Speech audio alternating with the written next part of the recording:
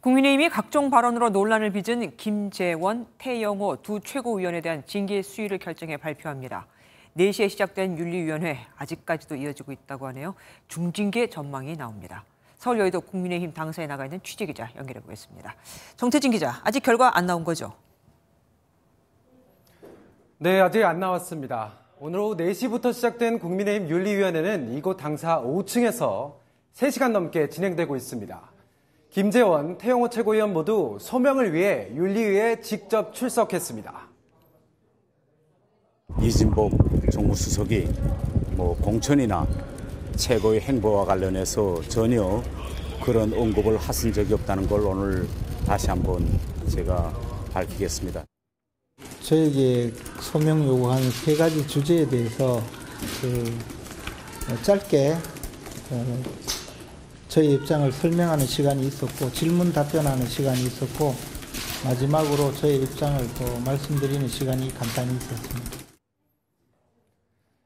김 최고위원은 전광훈 목사가 우파를 천하통일했다거나 제주 4.3 사건은 격이 낮은 기념일이라는 발언들로 윤리위에 붙여졌습니다. 태 최고위원은 민주당을 향한 원색적인 비난에 이어서 대통령실 공천 개입 논란을 부른 녹취록 유출까지 징계 심사 대상에 올랐습니다. 징계 수위는 추가 회의 없이 오늘 결정될 수 있습니다. 윤리위원들은 당의 상황이 어려운 만큼 가급적 빠른 결론을 내야 한다는데 공감대를 모았습니다. 두 최고위원에게 중징계가 내려질 수 있다는 전망도 나오던데 정 기자 볼 때는 어땠습니까? 우선 국민의힘 김기현 대표는 지난 4일에 이어 오늘 예정된 최고위원 회의를 취소했습니다.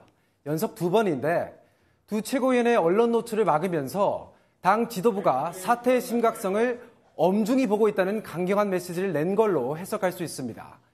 윤리위 징계는 경고와 당원권 정지, 탈당 권고, 제명 등 4단계인데 당원권 정지 1년 안팎의 중징계가 될 수 있다는 전망 나옵니다. 그러면 내년 4월 총선에 출마할 수 없게 됩니다. 당사자들이 재심 청구 등 윤리 결정에 불복할 가능성도 배제할 수 없습니다.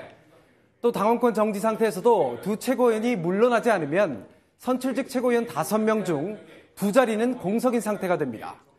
태 최고위원은 자진 사퇴 입장이었다면 윤리위에 오기 전에 밝혔을 것이라고 했고 김 최고위원도 자진 사퇴 요구를 들어본 적 없다고 말했습니다.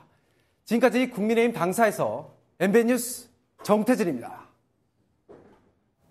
안녕하세요. 김주하입니다. 공정하고 신속한 MBN 뉴스, 유튜브를 통해서도 만나보실 수 있습니다. 특히 더 많은 뉴스와 라이브를 보고 싶으시다면 오른쪽을 눌러서 구독하시면 됩니다. 어렵지 않죠? 빠르고 정확한 뉴스로 계속 찾아뵙겠습니다. MBN 뉴스를 시청해주신 여러분 고맙습니다.